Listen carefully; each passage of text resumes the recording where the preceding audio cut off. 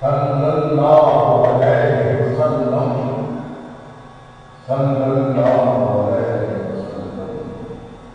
कुदरत के शहकार मोहम्मद, दोजख के सत्तार मोहम्मद, आखिर के गमखार मोहम्मद सल्लल्लाहु अलैहि वसल्लम।